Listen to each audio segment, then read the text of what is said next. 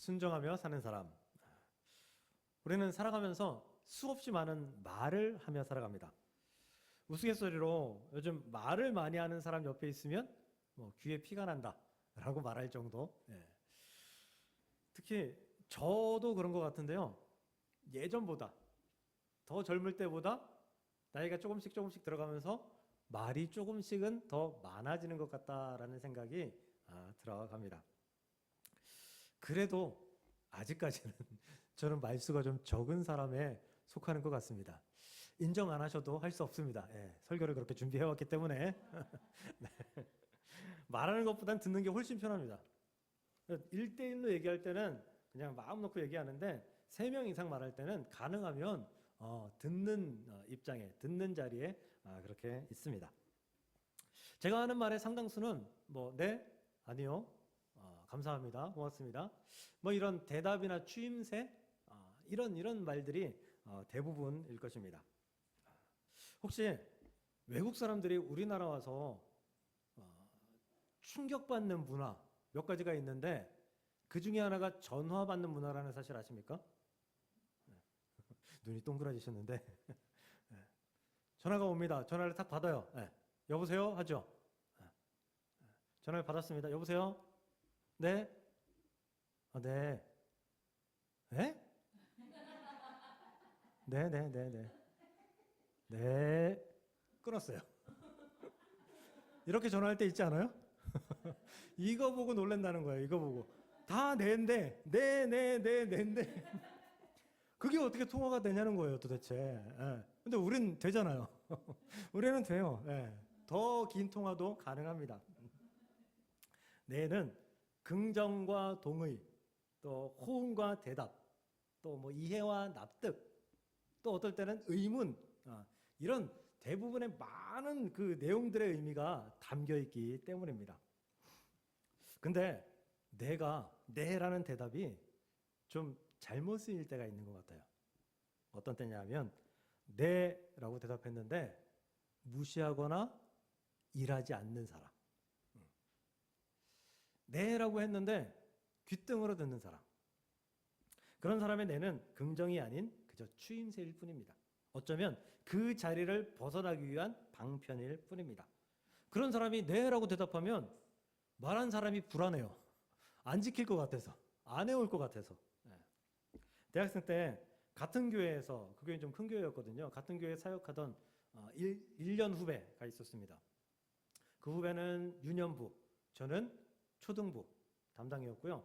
평상시에는 예배를 따로 드리는데 이제 뭐 성경학교라든지 그런 행사들이 있으면 연합해서 같이 예배를 드려요. 그러면 이제 그 연중 행사이기 때문에 이제 서로의 일감들을 이렇게 분리를 하는 거죠. 배분을 하는 거예요. 이 친구는 대답은 참 잘합니다. 성격 참 좋아요. 아주 서글서글하니 너무 좋아요. 분명히 네라고 대답했는데 다음에 모이면 안 해옵니다. 어떨 때는 분명히 네라고 대답했는데 다음 모임에 안 나옵니다. 이게 한두 번 당하다 보니까, 한두 번 당했을 때는 몰랐는데 그거 이상 당하다 보니까 나중에는 괘씸하더라고요. 화가 나더라고요. 그래서 그때 깨달았어요. 저는 그때까지 대답하고 뭐 하면 당연히 다 해오는 건 줄 알고 있었는데, 다 그런 사람이 그런 줄 알았는데 안 그런 사람도 있구나라는 것을 그 후배 보면서 깨달았어요. 약속하고 안 나오고 당당한 사람, 약속해서 안 해오고 당당한 사람, 그런 사람들이 있더라고요. 답답합니다. 화가 납니다. 심지어 어떻게 전도사님이 그럴 수가 있을까요? 지금은 목사님일 텐데 아직도 그러지는 않겠죠. 우리는 이렇게 생각합니다. 근데 예수님한테 우리는 어떻게 대답하고 행동하는지요? 우리는 예수님 앞에서 네라고 말로 혹은 마음으로 많이 대답합니다. 근데 그 중에 몇 퍼센트를 과연 실천하셨는지요? 네라고 했는데, 네라는 마음을 먹었는데 바로 당장은 실천합니다. 근데 시간이 조금 지나면 내가 언제 그랬냐는 듯이 이전의 삶으로 돌아가 있는 경우들을 많이 발견합니다. 그래서 오늘 본문의 예수님은 너희는 나를 불러 주여 주여 하면서도 어찌하여 내가 말하는 것을 행하지 아니하느냐. 너 주님이라고 부르면서 왜 행동하지 않느냐? 내가 말하는 것을 듣지 않느냐라는 말씀인 거죠. 근데 이게 좀 무서운 말씀인 게 이 말씀을 듣는 사람들이 라일롱 신자들이 아니에요. 네, 믿음이 전혀 없는 사람들이 아니에요. 예수님을 항상 따르던 그 12제자를 포함한 다른 제자들의 무리, 수많은 제자들의 무리, 예수님이 말씀하기 위해서 돌아다니시면 그 자리에 언제나 따라오던 그 사람들이 예수님을 주여, 주여라고 부르는데 예수님이 하신 말씀은 그저 귓등으로 듣고 네라고만 대답하고 행하지 않는 그런 모습이었다라는 거죠.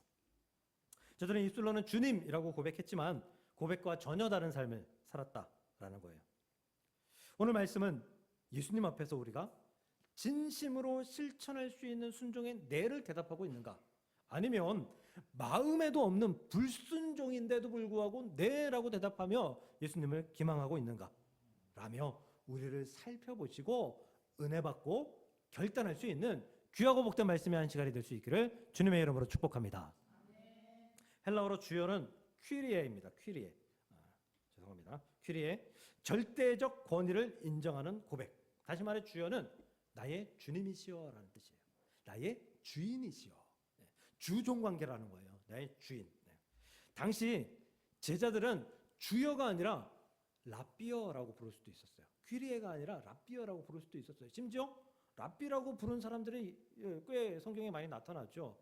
랍비는 선생님 이런 뜻이에요. 선생님. 그러니까 많은 우리를 가르쳐주는 사람들한테 선생님이라고 이야기를 하죠. 그런데 지금 제자들에게 예수님이 하신 말씀은 너희들이 나를 랍비어 랍비어라고 부르는 게 아니라 주여 주여라고 부른다는 거예요. 주인이시여 주인이시여라고 부르는데 왜 행하지 않느냐라는 것이죠.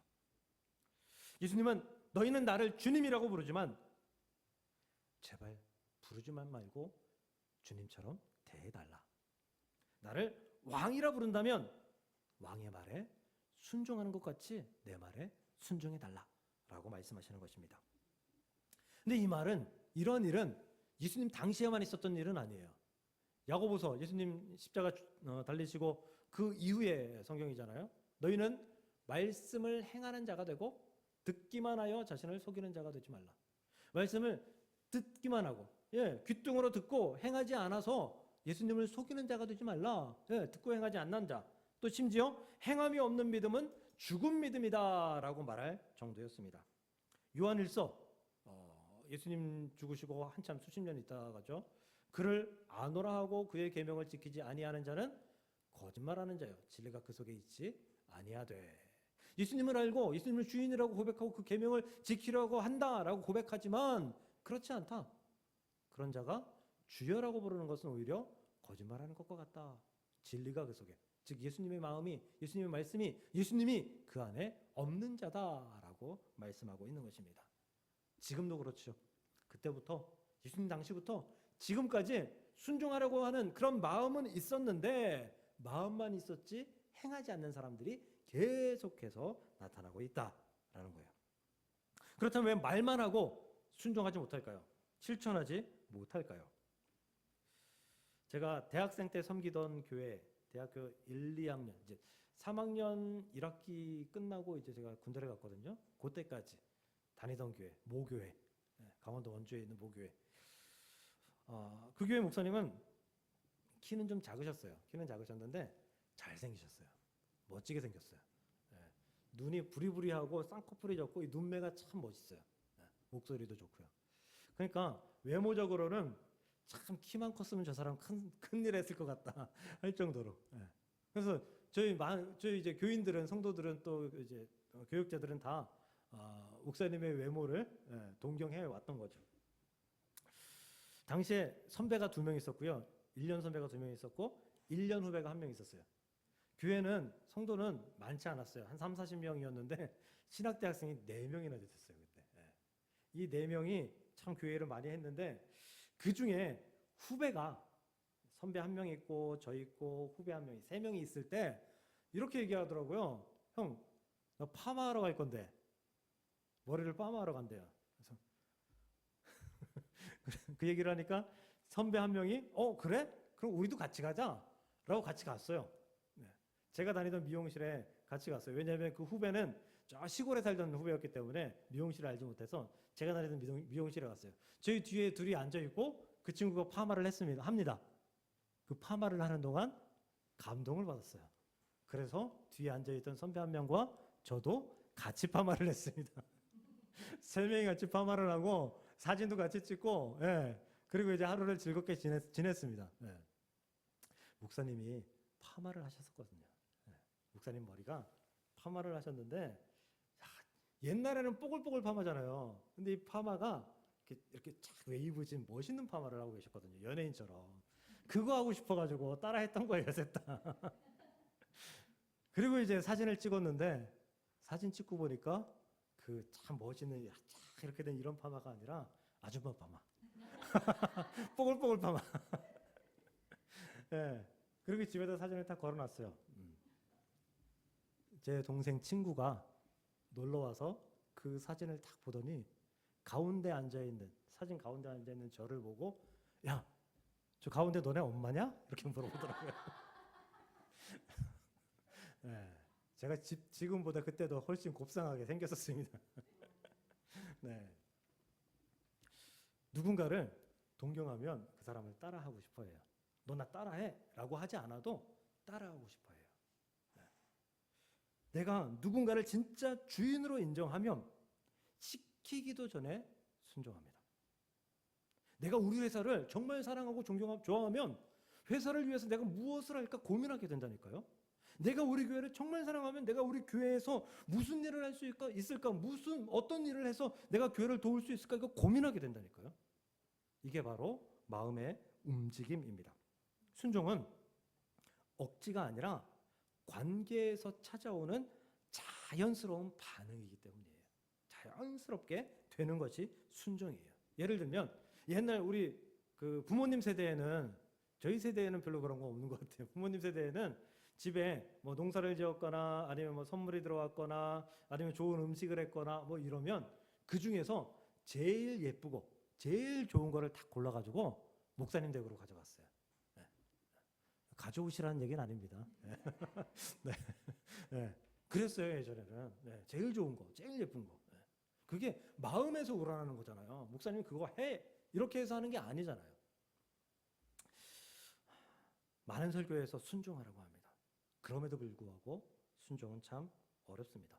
말만 하지 말고 제발 실천해 라고 합니다. 그런데 잘 되지 않습니다. 왜냐하면 순종은 명령한다고 강요한다고 되는 것이 아니라 마음에서 우러나야 되는 것이기 때문입니다. 마음에서 우러나서 몸으로 실천하는 것, 말만 하는 것이 아니라 자연스럽게 행동으로 이어지는 것이 바로 순종입니다. 그러므로 순종이 어려웠던 이유는 내 마음이 움직이지 않아서이기 때문입니다. 내 마음이 움직이지 않아서, 내 마음에서 우러나지 않아서. 그러므로 사랑하는 성도 여러분, 순종이 능력의 문제가 아니라 예수님을 나의 주인이고 내가 예수님을 닮고 싶다라는 마음을 가지고 그렇게 동경하고 살아가다 보면 우리 마음속에 자연스럽게 순종이 찾아온다는 사실을 기억하시고 예수님의 주권을, 주인 되심을 고백하며 살아갈 수 있기를 주님의 이름으로 간절히 축복합니다. 순종은 들음에서 시작된다. 많이 들어보셨죠? 47절 말씀입니다. 내게 나와 내 말을 듣고 행하는 자마다. 말을 듣고 행하는 자마다. 저 뒤에 말씀이 조금 어려워요. 누구와 같은 것을 너에게 보이리라. 누구와 같은 것, 이게 좀 이상한데요. 이 누구와 같은 것이라는 게 이 다음 구절에 나오는 47절, 48절, 49절 그 말씀에 나오는 반석 위에 집 짓고 모래 위에 집 짓는 그 사람들을 누구와 같으니라고 표현하신 거예요. 지금은 듣고 행하는 자마다, 여기까지 보시면 됩니다. 듣고 행하는 자마다. 순종은 주님의 말씀을 듣는 것에서부터 시작된다라는 거예요. 저는 공부하는 것보다 노는 게 더 좋습니다. 혹시 노는 것보다 공부하는 게 더 좋으신 분? 그런 좀 이상한 사람들이 가끔 있더라고요. 공부가 제일 쉬웠어요. 공부가 아무리 쉬워도 공부가 좋을까? 노는 게, 아니 이거 비교할 정도가 아니라 그냥 노는 게 제일 좋아. 그렇다고 매일 놀지는 않습니다. 네. 그래도 공부는 어느 정도 했어요. 못하지는 않았어요. 고3이 되던 첫 해에 그 3월 달에 이제 시험을 봤는데 시험 보고 나서 담임 선생님이 저에게 면담을 신청하셨습니다. 이게 면담을 신청한 게 말이 좋아서 그렇죠. 교무실로 불러내신 겁니다. 끌려간 거죠. 예. 그리고 그 선생님이 저한테 이렇게 말씀하셨어요. 아마 네가 우리 반 반평균을 까먹고 있어. 그러시더라고요. 제가 속으로 아니 제가 반평균보다는 훨씬 나은데요? 속으로 선생님이 뭐 잘못 알고 계신다. 선생님이 다른 사람을 부를 것을 3월이라 나를 잘못 부르셨나 보다 생각을 했는데 그게 아니라 이제 반평성을 이제 반마다 성적이 비슷하게 이렇게 배분을 시키잖아요. 그럼 제가 내야 될 성적이 있는데 그 성적보다 아래였던 거예요. 성적이 떨어진 거예요. 많이 떨어진 거예요. 왜냐하면 저는 국영수만 잘했거든요. 국영수는 이 수업에 집중하면 잘할 수 있어요. 국영수 학원 다닌다 그러는데요. 아니요. 저는 수업은 굉장히 집중했던 스타일이거든요. 수업만 집중하면 잘할 수 있어요. 근데 암기 과목들, 다른 과목들은 집에 가서 계속해서 글 쓰면서 계속해서 외워야 돼요. 근데 그걸 정말 싫어했거든요. 너무 싫어했어요.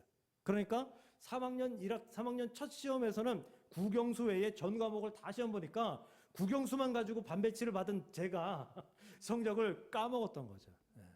성적을 까먹었던 거예요. 대학교 때는 이런 일도 있었어요.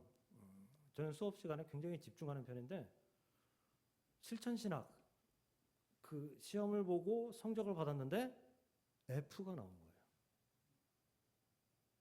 아니 시험도 보고 출석도 어느 정도 했고 근데 어떻게 F가 나오? 쫓아갔죠. 교수님한테 쫓아갔어요. F가 나올 수가 없는데 F가 나왔습니다. 라고 했더니 교수님이 너는 F니까 그렇게 알아 라고 하시더라고요.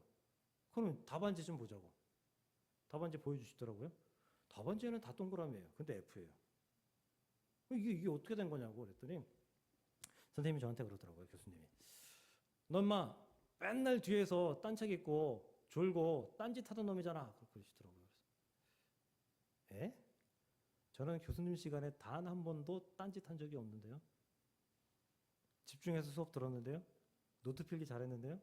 노트 필기하고 가져오라면 지금 당장 가져올 수 있는데요. 그랬더니 이제 뭔가 잘못됐구나 생각하시더라고요. 딴 놈하고 저하고 헷갈리셨던 거예요. 제 옆에 있던 놈하고. 그러더니 교수님이 그러면 내가 미안한데 F가 나간 건 이제 고칠 수가 없으니까 다음 학기에 수강 신청하면 수업에 들어오지 않아도 A+를 주시겠다. 라고 해서 그 다음 학기에 수업 안 들어가고 성적을 받았던 그런 기억이 있어요. 저는 수업 시간에는 무조건 집중합니다. 그게 제가 공부했던 비결이에요. 수업에 잘 집중해서 들으면 잘 이해가 돼요. 머리가 어느 정도 되면 잘 이해가 되고 그리고 성적 잘 낼 수 있어요. 수업 끝나고는요. 노는 게 제일 좋아. 수업 끝나면은 매일 농구하고 매일 운동하고 놀았어요. 뭐 야간 자율학습 시간에 땡땡이 치고 도망쳐가지고 논 적도 있어요. 우리는 예수님의 말씀을 듣는 것에 얼마나 집중합니까? 우리 많이 그러죠. 성경 말씀 아무리 읽어도 잘 이해가 안 돼요. 집중해서 읽으면요. 두세 번, 서너 번 읽으면 어느 정도 이해가 됩니다. 이해가 안 되는 것이 덜어 있을 수 있겠죠. 그런데 우리가 집중하지 않기 때문에 잘 듣지 않기 때문에 잘 순종할 수 없는 것입니다. 많은 성도님들이 그렇게 이야기합니다. 우리 지난주 말씀이 뭐였죠? 그렇죠. 기도에 1부 때 대답을 못 하셔가지고 제가 혼냈는데 1부 때 감사라 그러더라고요. 그래서 아니 내가 그 동영상 그거 만들고 그 또 그 말씀 카드 만들고 요즘 그거 하잖아요. 그거 하는데 하루 이상 걸리거든요. 그 집중해서 하는 거 매일 보라고 하는데 감사라고 하니까 발끈해가지고 제가 기도였잖아요. 우리 기도 이렇게 해요. 하나님 감사합니다. 이렇게 해주셔서 감사하고 저렇게 감사하고 제게 이런 기도의 제목이 있습니다. 소망이 있습니다. 예수님의 이름으로 기도합니다 하고 가요. 기도는 내가 하나님께 아뢰는 게 기도이지만 더불어서 기도의 확장은 내가 하나님께 아뢰고 하나님께서 내게 무언가 말씀하시고 감동하실 것에 대한 기대를 가지고 기다리는 게 기도예요. 그러니까 저는 기도하면 기도 다 끝나고 한참을 앉아 있어요. 그렇다고 해서 앉아 있을 때 응답 주시거나 막 그러는 거 아니에요. 마음에 감동을 주실 때가 있어요. 기도하고 내가 할 말만 하고 하나님의 말씀을 듣지 않는 것. 이건 온전한 기도가 아니라고 생각하기 때문이죠. 기도도 들어야 합니다. 대화도 그렇잖아요. 대화할 때 이런 사람들 많아요. 내가 얘기하고 상대편이 그 내 얘기에 대해서 피드백을 해줘야 되는데 같이 말을 섞어서 이야기해줘야 되는데 나는 A라는 걸 얘기하고 상대방은 B라는 걸 얘기하고 상대방이 얘기 끝나면 나는 또 A를 얘기하고 내 A 끝나면 또 상대방은 B를 얘기하고 둘이 대화를 하는데 딴소리만 해요 서로. 네. 그런 경우 없어요? 저는 많이 느껴요. 특히 목사님들 많이 그래요. 네. 자기 할 말만 해요. 네. 답답합니다. 그건 대화가 아니잖아요. 기도도 그렇고 대화도 그렇고 그리고 순종도 그렇습니다. 들어야 합니다. 들어야 해요. 내가 행동하기 위해서 막 애쓰는 것도 좋지만 행동하기 전에 차근차근 앉아서 들어야 해요. 그리고 집중해야 돼요. 그래서 내가 무엇을 순종해야 될지 어떤 방향으로 나아가야 될지 내가 판단해야 합니다. 들음이 바로 순종을 일으킨다라는 사실을 믿으시고 들을 수 있는 들음에 집중할 수 있는 저와 여러분들 될 수 있기를 주의 이름으로 축복합니다. 마지막으로요. 우리 이런 말씀 들어보셨을 거예요. 억지로라도 순종하라. 들어봤죠? 이게 한때 이게 제가 저희 책장에서 이 책을 찾으려고 막 다 뒤져봤는데 버렸나 봐요. 이 책을. 이 책 제목이었는지 아니면 책 챕터의 그 챕터의 제목이었는지 정확히 기억은 나지 않는데 책에 이런 글이 있었어요. 이런 단원이 있었어요. 이런 책이 있었어요. 그래서 한동안 유행했어요. 억지로라도 순종하라. 순종하지 않는 것보다 억지로 순종하는 것이 훨씬 낫죠. 당연히 낫습니다. 억지로 순종하는 과정 가운데에서 주님의 깊은 은혜를 체험할 수도 있고 순종의 의미를 깨달을 수도 있으니까요. 그런데 억지로 순종했는데 은혜의 결과를 받지 못했을 경우에 문제가 생깁니다. 순종만 했고 그 순종하는 과정 가운데 은혜를 하나도 체험하지 못하면 문제가 된다는 거예요. 그러면 다음번의 순종은 빠이빠이 어려워지는 거예요. 억지로라도 순종하는 건 좋지만 그 억지로 순종한 것으로 인해서 다음번에 순종을 하지 못하는 그런 경우들이 생긴다. 오늘 본문에서도 그 말씀을 하고 있어요. 46절. 어찌하여 내가 말하는 것을 행하지 않느냐. 왜 행하지 않느냐라고 하잖아요. 이 행하다라는 이 헬라어 단어는 포이에테라고 하는데요. 그냥 행하다가 아니에요. 계속 행하다. 또는 습관적으로 행하다. 습관도 계속하는 거죠. 그러니까 순종은 이 행함은 계속된 순종을 하지 않느냐라는 거예요. 그 예수님 말씀 뭐냐 하면 야 너희들 어째 내가 말씀하면 그 말씀을 듣는 척하고 한번 행하는 척하고 그러고 나서 그 다음에는 잊어버리느냐라는 그런 뜻이에요. 한 번에 순종을 할 수 있지만 그 순종이 계속되지 않는다라고 말씀하는 거죠. 그렇다면 계속된 순종을 위해서 우리는 어떤 노력을 해야 될까요? 계속된 순종의 사람이 되기 위해선 예수님의 능력을 신뢰해야 합니다. 신입 직장인들의 가장 많이 하는 착각. 우리 팀장님은 우리 부장님은 하는 게 없어. 앉아가지고 사인만 하고 지시만 하고 일 다 해가면은 그냥 중간에서 그냥 보고만 하고 놀고 먹는 것 같아. 월급은 얼마나 많이 받아. 그런데 막상 어려운 일이 터지면 그걸 해결하는 분이 그 중간 관리자예요. 문제가 생기면 그 문제를 해결하는 것이 그 사람이에요. 그리고 그 사람이 멋지게 일을 탁 해결하는 순간 부하 직원들은 깨닫게 되는 거죠. 이래서 짬밥을 무시하지 못하는구나. 네. 그 다음부터는 부장님을 팀장님을 신뢰하게 됩니다. 우리가 예수님을 신뢰하는 이유는 그가 하나님이시기 때문입니다. 그가 능력 있는 분이시기 때문입니다. 전능하신 분이시기 때문입니다. 나보다 훨씬 뛰어나고 나와 비교될 수 없는 그런 능력의 완전하신 전능하신 하나님이 우리 예수님이기 때문이다라는 거예요. 그렇다면 우리가 순종하지 않는 것이 신뢰하지 않기 때문인데 그렇다면 우리가 예수님의 능력을 신뢰하지 않기 때문에 순종하지 못한다라는 이론이 생기는 거예요. 우리는 입술로 그렇게 고백하지 않습니다. 그런데 행동으로는 그렇게 고백합니다. 기도하면서 기도를 믿지 않습니다. 기도하면서 안 될 걸 믿어요. 예수님께서 내게 해결해 주실 것이다 라고 말씀하면서 아뢰이면서 내가 그걸 해결하기 위해서 발버둥치고 사람들을 만나요. 예수님을 전적으로 신뢰하지 못한다라는 거예요. 우리가 순종하지 않는 것은 예수님의 지혜가 내 지혜보다 크다는 것을 못 믿기 때문이에요. 예수님의 계획이 내 계획보다 훨씬 큰 것을 못 믿기 때문이에요. 나는 당장 앞에 이 결과가 중요하기 때문이에요. 그러므로 예수님을 신뢰하시기를 바랍니다. 당연하고 너무 쉽지만 예수님을 온전히 믿으시길 바랍니다. 그의 능력을 신뢰함으로 믿음으로 나아갈 수 있기를 바랍니다. 우리가 나의 계획보다 예수님의 계획이 훨씬 더 뛰어나고 완벽하다는 사실을 믿고 의지하며 나아갈 수 있기를 간절히 소망하고 축복합니다. 잠언 3장에서 이렇게 말씀합니다. 너는 마음을 다하여 여호와를 신뢰하라. 너는 범사의 그를 인정하라. 그리하면 내 길을 지도하시리라. 예수님께서 우리를 지도하지 못하고 예수님께서 우리에게 계속된 순종을 못 강요하는 것은 바로 우리가 예수님을 신뢰하지 않기 때문이다라는 것이죠. 순종은 억지로라도 해야 되지만 억지로 하는 순종이 순종의 전부가 아닙니다. 순종은 신뢰의 열매입니다. 신뢰가 바탕되지 않는 순종은 계속되지 않아요. 계속될 수 없어요. 그러므로 예수님을 신뢰함으로 계속된 순종의 삶을 살아가는 저와 여러분들이 될 수 있기를 주의 이름으로 축복합니다. 말씀 정리합니다. 오늘 말씀 읽지 않은 48절 49절에 순종하는 사람을 반석 위에 집을 짓는 사람, 순종하지 않는 불순종하는 사람을 모래 위에 집을 짓는 사람이라고 이야기합니다. 거기에 뭐라고 말하냐면 주춧돌 위에 온전히 주추를 세우는 것, 신뢰를 세우는 것, 이것은 반석 위에 집을 세우는 사람이고요. 이 주추를 세우지 못하는, 신뢰를 세우지 못하는 사람은 모래 위에 집을 짓는 사람이다라는 것입니다.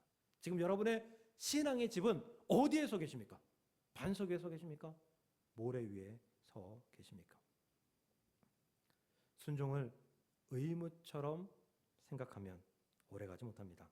그러므로 순종은 예수님을 주인으로, 예수님의 주권을 인정하고, 그리고 예수님의 말씀에 귀 기울이고 예수님을 완전하게, 그의 계획과 능력을 완전하게 신뢰하는 자에게 자연스럽게 다가오는 믿음의 반응이 순종이라는 사실을 믿으시고 순종에 엎드리시기를, 순종에 나아가시기를, 순종에 승리하시기를 주님의 이름으로 간절히 축복합니다.